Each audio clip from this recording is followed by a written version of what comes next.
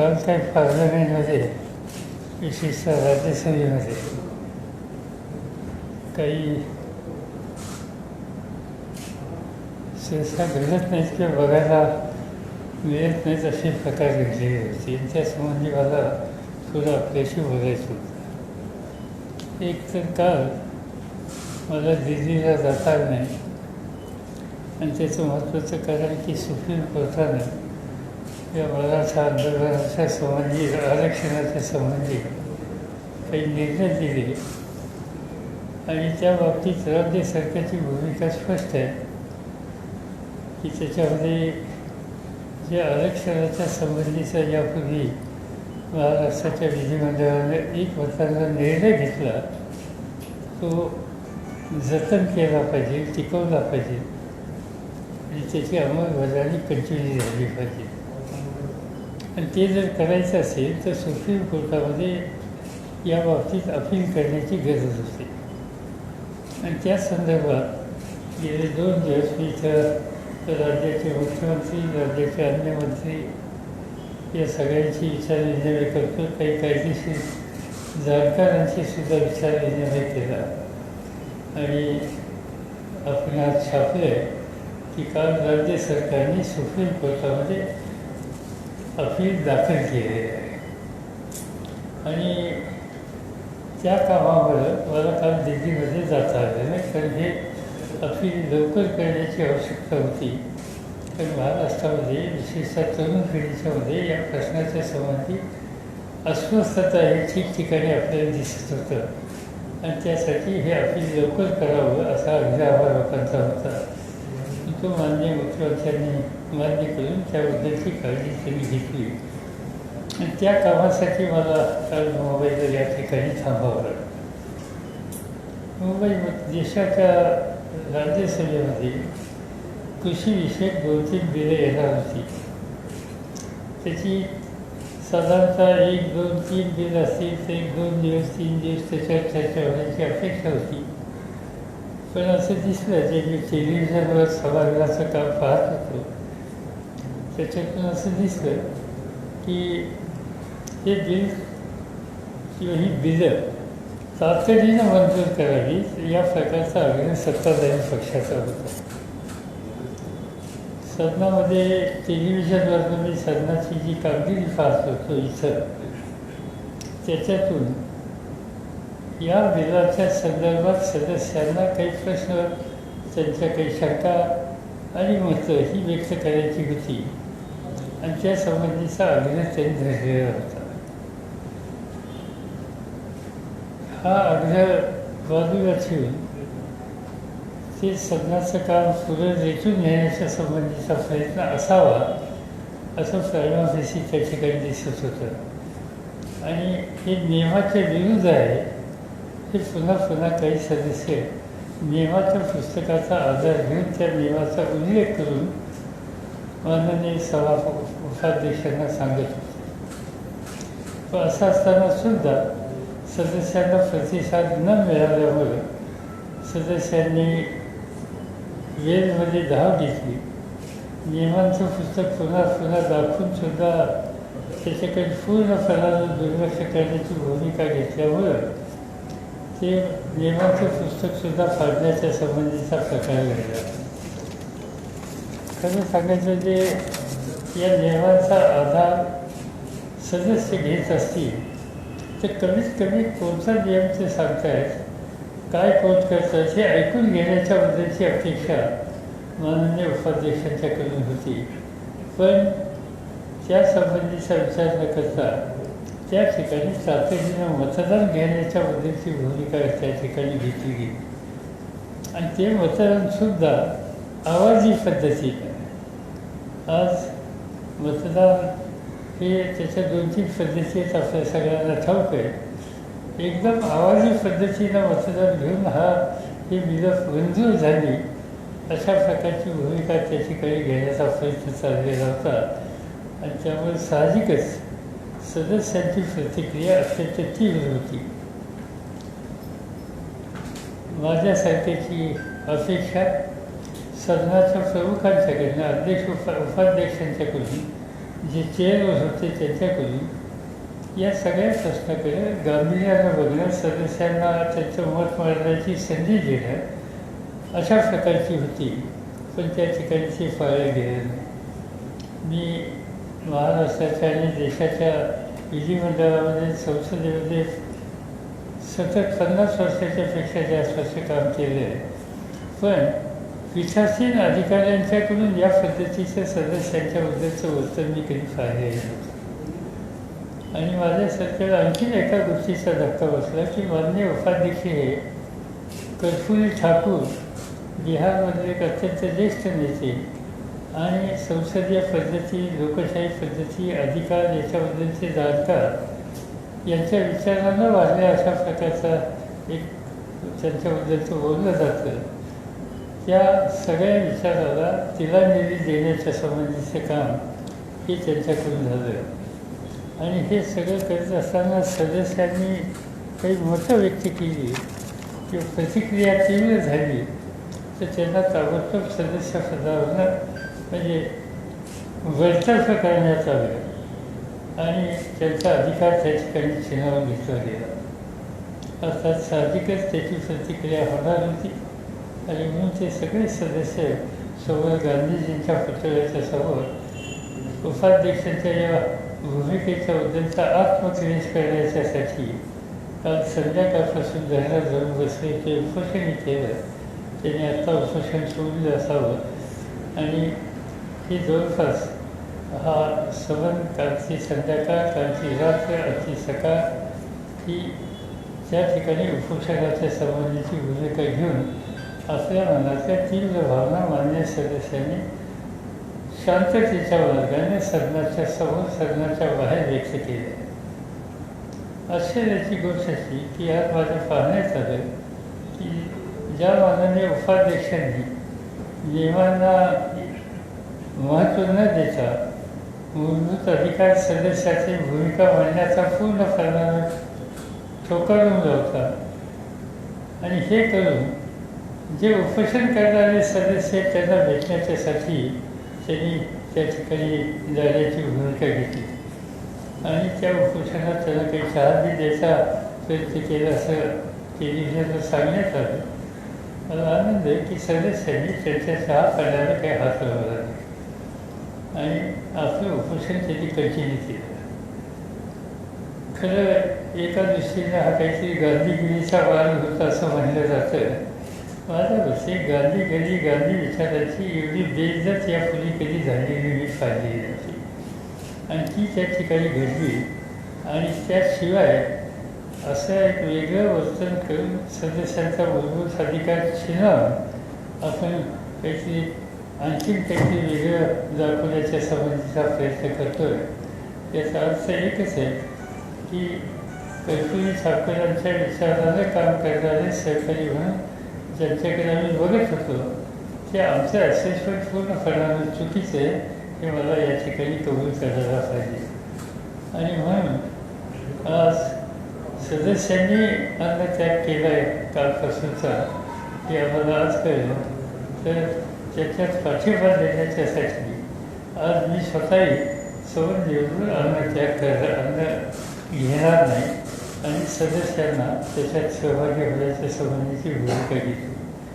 अर्थात ही अशी भूमिका सदस्यांनी घेतली किंवा मी घेतली किंवा आणखीन कोणी काही घेतली तर हल्ली ज्या पद्धतीनं उपाध्यक्षांची भूमिका सदनामध्ये दिसते त्याच्यामध्ये काही परिवर्तन होईल असं म्हणणं हे अत्यंत धाडसी आहे आणि ते धाडस मी काही करू इच्छित नाही.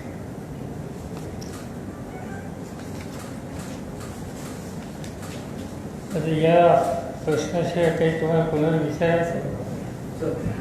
सर, प्रामुख्याने राष्ट्रवादी काँग्रेसने राज्यसभेतून जो वॉकआउट केला त्या संदर्भात काही जण प्रश्न उपस्थित करतात की राष्ट्रवादीने तिथे आपली भूमिका स्पष्टपणे मांडायला हवी होती, विरोधासाठी तिथे थांबायला हवं होतं. असं आहे की हे अर्धवट माहितीवर अशा प्रकारचं व्यक्त केलं. राष्ट्रवादी काँग्रेस पक्षाच्या वतीनं प्रफुल्ल पटेलांनी सविस्तर भाषण सदनामध्ये केलं. या बिलाच्या संबंधी ज्या पद्धतीनं त्या ठिकाणी काय होतं आज त्या सदनाची रचना वेगळी झाली. पत्रकारांना सदनामध्ये काय चाललं हे पूर्ण लक्षात यायला वेळ लागतो. त्याचं कारण आम्ही राज्यसभेत बसतो, आमची गॅलरी आहे, तिथे काही सदस्य बसतात, काही सदस्य लोकसभेमध्ये बसतात, काही सदस्य लोकसभेच्या गॅलरीमध्ये बसतात. आणि साहजिकच पत्रकारांना या सगळ्या ठिकाणी एका वेळेला कोण कुठं आहे, म्हणजे सदनात मी बसल्यानंतर सुद्धा अवगत बोलायला उभे राहिले तर आम्हाला शोधावं लागतं, कुठे इथं आहेत का, तिथं आहेत का, तिथं आहेत का, तिथं आहेत, या पद्धतीनं. आणि त्यामुळं कोण काय बोललं किंवा बोलतं हे खूप वेळेला पत्रकारांच्या नजरेत येत नाही. राष्ट्रवादी काँग्रेस पक्षाच्या वतीनं या ठिकाणी भूमिका ही स्वच्छपणानं प्रफुल्ल पटेल यांनी मांडली आणि लोकसभेमध्ये सुप्रिया सुळे याही अनेक प्रश्नावर त्या ठिकाणी बोललेले आहेत. आणि त्यामुळं तिचं काही भूमिका नव्हती किंवा आम्ही कोणी असं मी नव्हतं ही गोष्ट खरी आहे, पण बाकीचे आमचे सहकारी मित्र त्या ठिकाणी होते. त्या ठिकाणी वंदना चव्हाण होत्या, त्या ठिकाणी आमच्या पैठणीच्या फौजिया खान त्या ठिकाणी होत्या, प्रफुल्ल पटेल प्रत्यक्ष बोललेले त्या ठिकाणी आहेत. आणि त्यामुळे आम्ही आमची त्या ठिकाणी भूमिका स्वच्छपणाने घेतली. आणि ज्या वेळेला म्हणजे त्याला विरोध केला, त्याच्या पाठीमागची मतं काय जी मांडायची ती आम्ही मांडली, पण नंतर मांडून देण्याची भूमिकाच होत नाही, घेतली जात नाही हे दिसल्याच्या नंतर त्याच्याबद्दलची तीव्र भावना व्यक्त करणं आणि बाहेर काढणं त्याच्या काही दुसरा पर्याय नव्हता. आणि त्यामुळं कळत काहीतरी पाठिंबा वगैरे वगैरे असं म्हणण्यात काही अर्थ नाही. ही वस्तुस्थितीची नीट समजून घेऊन भाषण हवं होतं. सर, शिवसेनेने पण लोकसभेमध्ये पाठिंबा दिला आणि राज्यसभेमध्ये ते तुमच्याप्रमाणे त्यांनी ॲबसेंट राहिले, त्यांनी या बाजूने मतदान केलं नाही. तर शिवसेनेच्या भूमिकेबाबत पण प्रश्नचिन्ह निर्माण शिवसेनेच्या भागात काय केले मला माहिती नाही, कारण मी काही लोकसभेत नाही. पण या राज्यसभेमध्ये शिवसेनेने या बिलाला विरोध करण्याची भूमिका घेतली आणि त्यासंबंधीचं मी त्याच्या प्रतिनिधीचं वक्तव्य ऐकले. झालेला आहे या बिलाचा कुठेतरी परिणाम होऊ शकतो, कारण की म्हटलं जाते की एपीएमसीवरती याचा परिणाम होऊ शकतो. शेतकऱ्यांच्या जे त्यांना जो अधिकार होता त्यांच्या मालाच्या संदर्भात तो त्याच्यावरती परिणाम होऊ शकतो. भाजप असा दावा करतोय की आता मार्केट जे आहे ते पूर्णपणे शेतकऱ्यांसाठी खुलं झाले, पूर्ण देश. दोन गोष्टी आहेत, 3-4 गोष्टी येतात. तो तुझ्याच्या कृषी बिलावर झाला. एक तर ही दोन्ही तिन्ही बिलं असं एका झटक्यात पास करण्याची काय आवश्यकता नसावी. प्रत्येकावर स्वतंत्र सविस्तर चर्चा होऊ शकली असती असो. पण एक बिल त्याच्यामध्ये आहे की कॉर्पोरेट सेक्टर आज हे अमेझॉन किंवा या सगळ्यांना एखाद्या राज्यामध्ये जाऊन एखाद्या गावात जाऊन की एखाद्या पिकाच्या संबंधीची पूर्ण खरेदी करण्याचा अधिकार आता आहे. आणि आजपर्यंत तसा नव्हता. म्हणजे कॉर्पोरेटचा गावातला दुकानदार व्यापारी कुणी खरेदी करतो भाजीपाला त्याला कोणाचा विरोध नव्हता. आज तुम्ही जर बघितलं की त्या मार्केट कमिटीच्या संबंधीचा उल्लेख केला गेला. मार्केट कमिटी आणि तिथं शेतकऱ्याला माल देशात कुठे विकायला परवानगी आहे या प्रकारचं जे सतत सांगितलं जातं, मला ह्याच्यात नवीन काय दिसतं, म्हणजे ह्याच्यात विरोधाभास आहे. आता उदाहरणार्थ मुंबईचा आपला कोकणातला हापूसचा आंबा तुम्हाला मुंबईची दिल्लीची मिळतो, तुम्हाला कलकत्त्याची मिळतो, कुणी बंदी घातलीच आहे. किंवा नाशिकची द्राक्ष ही देशात कुठेही आपल्याला विकता येतात. तर अशा अनेक गोष्टी आहेत की ज्या या राज्यामध्ये यापूर्वीसुद्धा होत्या. प्रश्न कुठं आलेला आहे? प्रश्न कृषी बाजार समितीमध्ये काही गोष्टींची खरेदी ही विशेषतः पंजाब, हरियाणा आणि वेस्टर्न UP इथून केली जाते. उदाहरणार्थ गहू, तांदूळ. आणि ती खरेदी प्रामुख्यानं फूड कॉर्पोरेशन ऑफ इंडिया यांच्या वतीनं MSP जाहीर करून केली जाते.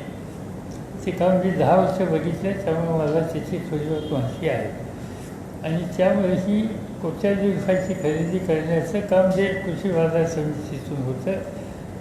सदस्यांचं म्हणणं होतं की तुम्ही याच्यात सवलत दिली म्हणताना मग त्या कायद्यात सांगा ना की आम्ही MSP कायम ठेवू.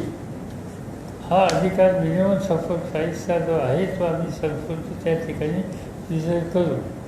पण त्याच्यासंबंधीचं काही स्पष्टीकरण त्या ठिकाणी झालं नाही. आता देत आहे, हे सगळं झाल्याच्या नंतर सांगितलं जातं आहे, पण त्याची सदनामधल्या चर्चेमध्ये ते जर करता आलं असतं तर बरं झालं असतं. आणि ही शंका लोकांच्या समोर का येत होती? एका बाजूनं तुम्ही मार्केट खुले असं म्हणतात आणि दुसऱ्या बाजूनं नाशिकचा कांदा परदेशात जायला बंदी घालतात. मग बंदी का घातली तुम्ही? मुंबईचा का तुम्ही त्या ठिकाणी थांबवलं? त्या ठिकाणी सांगण्यात आलं की कांद्याचे भाव वाढल्यामुळे महागाई झाली. आम्हा लोकांचं म्हणणं एकच होतं की तुम्ही रोजच्या जेवणामध्ये तुमचा जो खर्च आहे, रोजच्या जेवणामध्ये जो खर्च आहे, समजा लंच जर तुम्ही गेलात एक तर सकाळी तुम्ही भोजनाला बसला का तुम्ही चपाती घ्या, गहू खाल, तांदूळ घाल, एखादी भाजी घाल, या सगळ्याचा खर्च किती आणि त्या खर्चामध्ये कांद्याचं शेअर किती? दैनंदिन लंच अँड डिनरमध्ये कांद्याचं कॉन्ट्रिब्युशन तुमच्या जेवणात किती आहे? शिल्लक आहे. असं असताना कांद्यामुळं महागाई झाली म्हणून लगेच परदेशाचे सगळे कॉन्ट्रॅक्ट हे रद्दबातल करायचे किंवा थांबायचे. हा धोका सरकारच्या मनातील त्यावेळेचं सरकार त्या ठिकाणी निर्णय घेऊ शकतो आणि ते कायद्याचंच तुम्ही आम्हाला अधिवेशन द्या, हा आग्रह त्याच्या पाठीमागचा होता. आणि तो अभिप्राय ह्या ठिकाणी पाळला गेला नाही. आज हे सकाळ दुपार निर्णय जे घेतले जातात त्याचे दुष्परिणाम बाहेरच्या बाजारामध्ये भारताबद्दलचे वाईट होते. मी स्वतः एकदा देशाचा अन्न खात्याचा मंत्री म्हणून प्रधानमंत्री त्यावेळचे नरसिंहराव यांच्या सांगण्यावरनं श्रीलंकेचे राष्ट्रपती, काय त्यांचं नाव असं आत्ताचे जे प्राईम मिनिस्टर आहेत ते राजपक्षे, त्यांना मी भेटायला गेलो आणि आम्ही तुम्हाला पाहिजे तसा सप्लाय करायला तयार आहोत वगैरे सगळी चर्चा केली. पण त्यांनी काही गोष्टी बंदी घातली. त्यांनी सांगितलं की आम्हाला तुमच्याकडून माल घेणं केवळ फायद्याचं आहे, जवळ आहे, पण you are not reliable supplier. तुमच्या देशामध्ये त्याची कमतरता वाटली, किमती वाढल्या की तुम्ही बॅन करता एक्सपोर्ट. आणि तुम्ही बॅन केला तर आमच्याकडे फजिती होते, कारण आम्ही तुमच्याकडनं माल घेईल या अपेक्षेवर आमचं नियोजन केलेलं होतं. तर ते तुम्ही पाळलं नाही तर आमची फजिती होते. नेमके हेच बांगलादेशमध्ये काल झालं. बांगलादेशमध्ये कांद्याच्या बंदीच्या नंतर त्यांनी आपली नापसंती व्यक्त केली. तर याच्यामध्ये या प्रकारची धोरणं ही शेती, शेतमाल, शेतकरी या सगळ्यांच्या दृष्टीने आणि ग्राहकाच्या दृष्टीने आणि आंतरराष्ट्रीय बाजारपेठेच्या दृष्टीने योग्य नाहीत. या सगळ्या गोष्टीच्या संबंधीचा उल्लेख तिथं कुठं ना कुठे केला पाहिजे. हे आहे आज जे सांगितलं जातं की आता आम्ही सगळ्याकडे माल विकायला परवानगी आहे. ठीक आहे, मग परवानगी असेल तर ह्या बॅन काढून टाका. पण ते बॅन आजही आहेत. आज नाशिकचा कांदा परदेशात जाऊ शकत नाही. आता जेन फिटीला जो माल पडलेला होता, केवळ मी बोलणं योग्य नाही, पण आम्ही फार आग्रह केला तिथं की तो माल तरी जावा ना. तिथं 2 बेसन लागलेली आहेत, 500-200 ट्रक्स उभे आहेत. मग शेवटी त्याला परवानगी दिली आणि तो माल कॉमर्स मिनिस्टरनी सहकार्य केल्यावर आज बाहेर जायला लागेल. पण तो गेला, पण बाकीच्याला काही हात लावले नाही, त्याला काही परवानगी नाही. तर हा विरोधाभास आहे. एका बाजूने तुम्ही कृषी बाजार समिती आता बंधनं काढली, आम्ही सर्व देशाचं मार्केट खुलं केलं हे सांगता आणि नंतर या प्रकारची बंधनं घालता. हा त्याच्या पाठीमागचा म्हणजे या गोष्टीला आम्हा लोकांच्याबद्दलची एक प्रकारची नाराजी आहे. आणि त्याच्यानंतर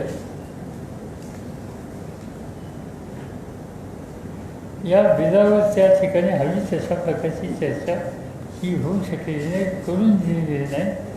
आणि त्यामुळे आज काही सांगितलं, किती जाहिराती दिल्या, ठीक आहे, वृत्तपत्राच्या दृष्टीने चांगलं आहे, सवरफुलफेल ॲडमिटचे, त्याच्यावर काही वाईट वाटायचं कारण नाही. विशेषतः वृत्तपत्रांनी असं मला सकाळमध्ये नाही कळलं. त्यामुळे या गोष्टी घडतायत. पण हे याच वेळेला करण्याची वेळ काढली, याच्याकडे सुद्धा विचार करण्याची आवश्यकता आहे. सर, आपने अन्य जॉब को आप 10 लाख क्यों दिया, ये हिंदी में बताएंगे? मराठी होतं. सर, उपाध्यक्ष हरिवंश यांनी राष्ट्रपतींना पत्र लिहिलं आहे आणि त्यांनी म्हटलंय की जे निलंबित खासदार आहेत त्यांनी लोकशाहीचं वस्त्रहरण केलेलं आहे आणि ते स्वतः एक दिवस उपोषण करणार आहे. नाही, उपाध्यक्षांचं एकंदर भूमिका सदनाकडे सदस्यांच्याकडे बघण्याची, ती त्या सदनाच्या प्रतिष्ठेची आणि त्या पदाचा प्रचंड अवमूल्यन करणारी आहे. आणि त्यामुळेच मी स्वतःच आज त्यांच्या एक दिवसाच्या उपोषणामध्ये सहभागी होणार आहे. सर, ते बिहारचे आहेत आणि परत पुन्हा त्यामध्ये बिहारचा देखील इश्यू आणण्यात आला की बिहारच्या एका नेत्याचा अशा पद्धतीने अपमान करण्यात आला आणि त्यामध्ये असं आहे की त्यांचं वर्तन साधण्यामध्ये कसं आहे हे सर्व देशांनी बघितलं. मला काळजी आहे की बिहारच्या लोकांना सुद्धा चिंता वाटली असेल की आपला प्रतिनिधी काय करतो.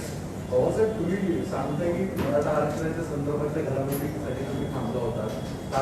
तुम्ही सांगितलं की ऑर्डिनन्स काढायला हवा आहे, जर याला एक पर्याय दिला होता. कशाचा?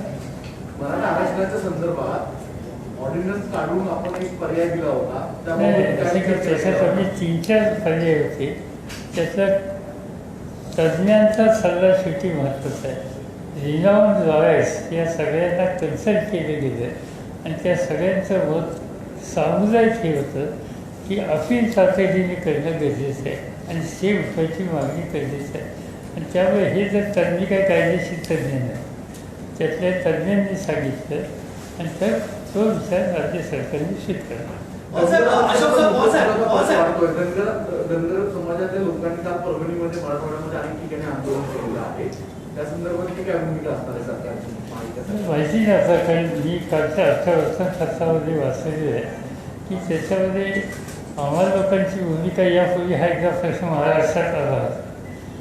आदिवासींच्यासाठी राखीव केलेल्या जागेला धक्का न देता धनगर समाजाच्यासाठी स्वतंत्र तरतूद करायला आम्हा लोकांचा राष्ट्रवादी काँग्रेसकडून पाठिंबा आहे. ही भूमिका आज नाही, पण मागे एकदा हा प्रश्न आला होता महाराष्ट्रात, त्यावेळेला आम्ही जाहीर केलं. सर, अशोक चव्हाण म्हणतात की कॉर्डिनेशन अजून चांगलं होऊ शकलं असतं. ज्याप्रमाणे राज्यात तिन्ही पक्षांचं कॉर्डिनेशन आहे, जर ते दिल्लीत किंवा संसदेत दिसलं असतं तर कदाचित हे कन्फ्युजन टाळता आलं असतं. काय वाटतं? मला काही वाटत नाही तसं. कोऑर्डिनेशन कसं, सुप्रीम कोर्टात केस मांडली, कपिल सिब्बलसारख्या एक देशातलं अतिशय उत्तम लॉयर त्या ठिकाणी होते. दुसरे आमचे पार्लमेंटचे मेंबर काय त्यांचं नाव अभिषेक सिंघवी, देशातले एक मोठे लॉयर ते त्या ठिकाणी होते. रोहितजी त्या ठिकाणी होते.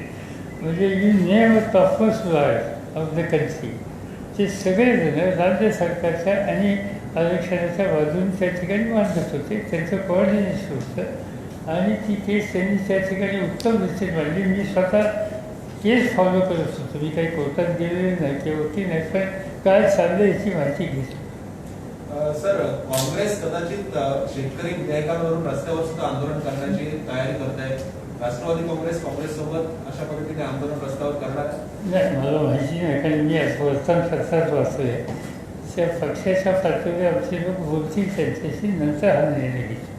सर, शेतकरी जे आहे ते कृषी विधेयकाच्या विरुद्ध रस्त्यावर उतरणार आहे. देशव्यापी आंदोलन देखील त्यांचं 25 तारखेला आहे अशी माहिती मिळते. तर राष्ट्रवादी काँग्रेसची भूमिका काय असते? नाही, असं आहे की हे सर्व देशातल्या 100-125 संघटना काही एकत्रित करतायत. आणखी एक कामगारांच्या दिलाच्या संबंधी सुद्धा देशातल्या कामगार संघटना काही पावलं करतात.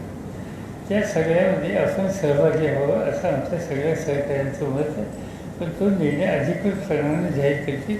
आम्ही त्याच्यात पाठिंबा देणार आहोत, सहभागी होणार आहोत. पवार साहब, एक सवाल ये था आपसे, आपके हिसाब से इस नए फार्म बिल में ऐसी कौन सी बात है जिसके लिए मोदी जी अपने मुस्तकबिल को दांव पे लगाने के लिए तैयार है? नहीं, कहा कि क्या दाव पे लगाएंगे? इतने बड़े पैमाने पे उसकी जो मुखालिफत हो रही है उसके बावजूद भी वो उस पर अड़े हुए हैं। आप ये देखिए, आज इसकी रिएक्शन सबसे ज़्यादा कहाँ है? आज सबसे ज़्यादा रिएक्शन है हरियाणा, पंजाब, वेस्टर्न यूपी। और इस एरिया में जो क्रॉप तैयार होते हैं, आज खासतौर पर धान और गेहूँ, और इसका 100% प्रोक्योरमेंट या 80% प्रोक्योरमेंट, 90% प्रोक्योरमेंट ये फूड कॉर्पोरेशन ऑफ इंडिया करती है। जो जिस तरह से दिल की बातें सदन के सामने या लोगों के सामने रखी गई, इसमें ये कॉन्फिडेंस इसमें दिया नहीं था। इसकी शार्प रिएक्शन उस क्षेत्र में देश की ज़्यादा हुई। यहाँ प्याज के बारे में जितनी बात होती है, इतनी गेहूं के बारे में यहाँ बात होती नहीं, धान के बारे में यहाँ बात होती नहीं, क्योंकि Maharashtra is one of the major fat producer, onion producer state, और इसलिए अलग अलग स्थिति अलग अलग राज्य की। सर, जिस तरह से आप देख रहे हैं सुशांत केस में अब ड्रग्स का मामला नया सामने आया है, कई ऐसे सितारे जिनका नाम पूरी आ रहा है, पूरे किस तरह देख रहे हैं? मुझे कुछ मालूम नहीं, मैं इसमें इतना ध्यान देता नहीं। मुझे लगता है कि ये केस को किसी की भी सुसाइड हो तो दुख होता है, इसमें कोई बात नहीं, सुसाइड होती है। मुझे एक है कि एक सुसाइड के बारे में पूरे देश में पिछले 3 महीने से इतनी सीरियस चर्चा चालू है, इससे एक लोगों को लगा है कि भाई ये सीधे आत्महत्या होनी नहीं चाहिए थी। मगर मुझे डर ये है कि हर दिन 10 या 15 या हर महीने को 50 किसान आत्महत्या करते हैं, इस बारे में नज़रअंदाज करना वो मुझे ठीक नहीं लगता। सर, आपने आज के दिन अन्य त्याग का फैसला किया, संक्षेप में बताएंगे कि यह फैसला आपने क्यों किया है? क्या अन्य त्याग का फैसला किया आज के दिन? नहीं, क्योंकि जिस सदन में मैं बैठता हूँ वहाँ के उपाध्यक्ष ने ये सब इस तरह की ट्रीटमेंट अपोजिशन के देने के बाद उन्होंने अन्न त्याग किया, तो इस बारे में उनके बारे में इनके ये तथाकथित गांधीगिरी के बारे में अपनी तीव्र वेदना ये स्पष्ट करने के लिए मैं इसमें शामिल हूँ। सर, गृहमंत्री अनिल देशमुख यांनी IPS अधिकाऱ्यांबाबत एक वक्तव्य केलं होतं. त्यांना विचारायला बाबा नाही सर, विषय असा आहे की भूमिदृष्टी आपल्या पार्टीचे गृहमंत्री आहेत, त्यांच्याकडे काय जे असेल ते त्यांनी केलेले असेल त्यांना विचारा, मला स्वतःला माहिती असेल तर काही कारण नाही. राज्याचे मुख्यमंत्री उद्धव ठाकरेंचा कारभार कोरोनाच्या कार्यकाळामध्ये आता सुधारला आहे असं वाटतं का? कारण की पुण्यामध्ये अत्यंत रुग्णांची संख्या वाढतीये, नागपूर, नांदेड, सोलापूर, मुंबईमध्ये आता आवाक्याच्या बाहेर गेले जात आहेत सर. मला माहिती नाही, पण मी अधिकाऱ्यांशी काल बोललेले आणि मी डेली बोलतो या सगळ्या महत्त्वाच्या ठिकाणी. मला पुण्याचा ग्राफ कालचा जो रिपोर्ट आहे त्यानुसार म्हणजे परिस्थिती चिंताजनक होती, तो आता खाली यायला लागलेला असं दिसतं. तुम्ही आता आजचा 11 पेशंटचा बघा आणि कालचा परवाचा 11 बघा, आता तो 11 थोडा बदलतो असं दिसतं, पण त्याच्याकडे अतिशय काळजीपूर्वकच लक्ष द्यावं लागेल, त्याच्याबद्दल माझ्या मनात शंका आहे. सर, अनलॉकच्या टप्प्याटप्प्याने केलं जात आहे, अनलॉकच्या टप्प्याटप्प्याने सगळं उठवावं अशी मागणी येते. लोकलमधून लोकांची प्रवासाची मागणी जोरदार घेते, कारण की आपण सगळ्या व्यवस्था ओपन करतोय. अशा वेळेस मुंबईसारख्या शहरांमध्ये अशा मोठ्या प्रमाणात मागणी केली जाते. राज्य सरकार याबाबत ती भूमिका काय घेतं? ते राज्य सरकारने ठरवायचं आहे, पण मला विचारलं राज्य सरकारने, तुम्ही सांगेन तुम्ही सोशल डिस्टन्सिंगच्या संबंधीची काळजी घ्या आणि या बाबतीत हळूहळू तुम्ही या सगळ्या गोष्टीचा आपल्याला सामना करावा लागेल, त्याच्याबरोबर जगावं लागेल, ही स्थिती निर्माण करा. पवारसाहेब, एक अशी बातमी आली होती की सुप्रिया सुळे असतील, उद्धव ठाकरे, आदित्य ठाकरे यांचे जे निवडणुकीचे ॲफिडेव्हिट्स आहेत त्याची आता कुठेतरी चौकशी सुरू होते, इन्कम टॅक्सकडनं देखील पाहणी होते, त्याला तुम्ही कसं पाहता? माझ्या मते तुला काही नीट माहिती काही घ्यायचं तुझा प्रयत्न दिसत नाही, कारण तू सुप्रिया सुळे आदित्य सांगतो पहिली नोटीस मला आली. मला असं वाटतं की या दोघांच्यापेक्षा माझी थोडी गैरजोगड असावी. तुम्ही असं कसं पाहताय की नोटीस आता येणं आहे कसं पाहताय? असं त्यांनी जी नोटीस मला दिली सुप्रियाला येणार आहे असं ऐकतो, अजून हातात पडली नव्हती, कदाचित काल संध्याकाळी मिळणार होती असं कळलं होतं, तर ती आता एकदा येऊन देत चांगली गोष्ट आहे. पण सर्व देशातल्या इतक्या सदस्यांच्यामध्ये आम्हा लोकांच्याबद्दलची एक प्रेमाची भावना की जी दिसते त्याच्याबद्दलचा आनंद आहे आम्हाला. मला काल नोटीस आलेली, त्यांनी मला काही काही गोष्टीची माहिती दिली. महाराष्ट्रामध्ये महाविकास आघाडीचं सरकार आहे, त्यामध्ये राष्ट्रवादी काँग्रेस शिवसेना आहे, म्हणून ते सिलेक्टिव्ह सदस्यांना अशा पद्धतीने नोटीस पाठवली. ते मला माहिती, पण मला आधी एवढं माहिती. सर गेल्या काही दिवस जर तुम्ही घटना पाहिल्या सर तर सतत राष्ट्रपती राजवट महाराष्ट्रात लागू व्हावी अशी मागणी विविध लोकांकडून येत आहे. कोण विविध लोक कोण आहेत वर्षे ज्याचा परिणाम सगळं महाराष्ट्राच्या किंवा देशाच्या जनते होईल त्याला काही कारण आहे का? राष्ट्रपती राजवटीची काही गमत आहे का? या ठिकाणी क्लिअर कट मेजॉरिटी आहे. देशाची अर्थव्यवस्था संकटात आहे, त्याचं कारण विचारलं अर्थमंत्र्यांना, त्यावर सांगितलं की ऍक्ट ऑफ गॉड आहे.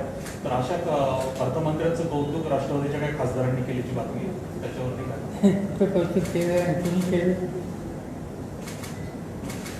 माझ्या कानावर आले नाही. तर या सगळ्या प्रश्नाच्या संबंधी आम्ही चर्चा केलेली आहे.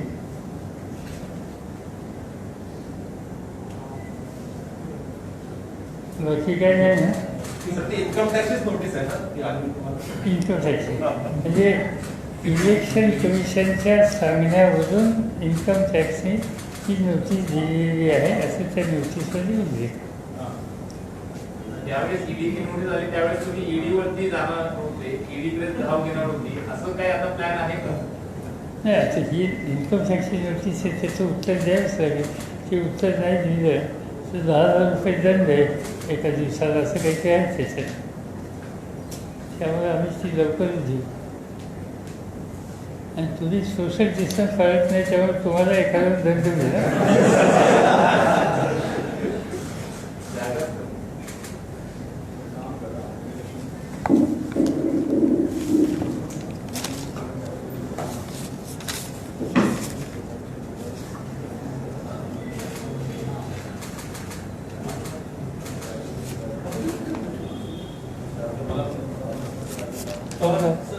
So the income tax bill, if you could just inform us in English, have you also got a notice from the income tax department on as far as the election affidavits are concerned?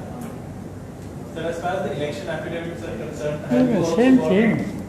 As I told you, I have, in fact, I got a notice from income tax. Exactly the affidavit which I have submitted in 2020, then 2014, then 2009-10. So all these affidavits, they are asking information and they are asking some clarification. Similarly, they are asking to Sufi also for the last 3 elections. So do you think it's a way of targeting the alliance partners of the Maharashtra government? No, I don't know.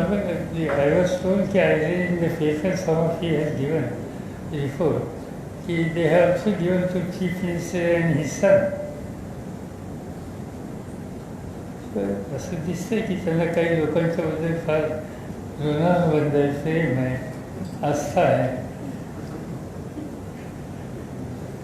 शेतकरी सुधारणांच्या विधेयकांबरोबर सहकार सुधारणा विधेयक पण मंजूर केलं. त्याच्यामुळे आता सहकारी बँकेवर थेट RBIचं नियंत्रण आहे. त्याचा महाराष्ट्र सरकार राज्यावर काही दीर्घकालीन परिणाम होतो? नाही, असं की त्याच्यामध्ये RBIचं म्हणजे या डिस्ट्रिक्ट कोऑपरेटिव्ह बँका आणि या सगळ्याच्यावर अधिक लक्ष हे नावाचं असतं. ह्या सगळ्या बँका नावाच्या अंतर्गत असतात. या बाबतीत एक असं सांगण्यात आले की काही बँकांच्या सहकारी बँकांच्यामध्ये गैरव्यवहाराचं प्रमाण जास्त आहे. याच्यासाठी मी प्राईम मिनिस्टरने एक सविस्तर पत्र लिहिलं.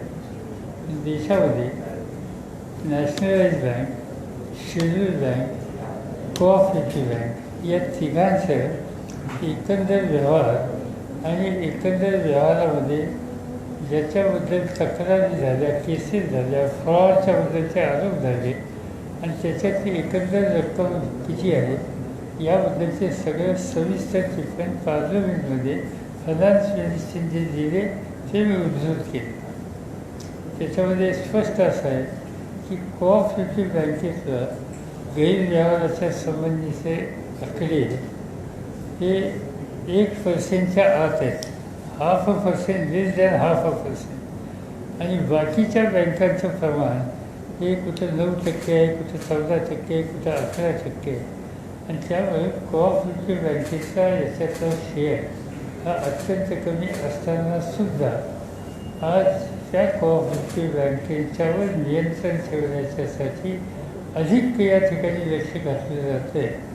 त्याचा अर्थ लोकांच्या मुवमेंट ज्या आहेत त्याच्यावर कुठेतरी नियंत्रित करण्याचा प्रयत्न असावा असं प्राथमिक दिसतं.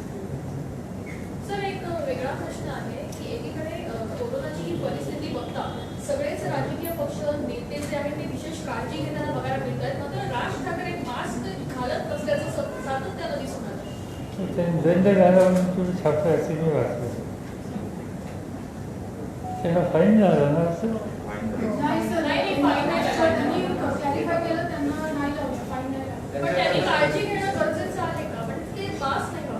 सगळ्यांनी घेतलं पाहिजे ना. तू मी दोघांनी घेतली पाहिजे. तुम्ही खाली केलेलं मी करत असतो.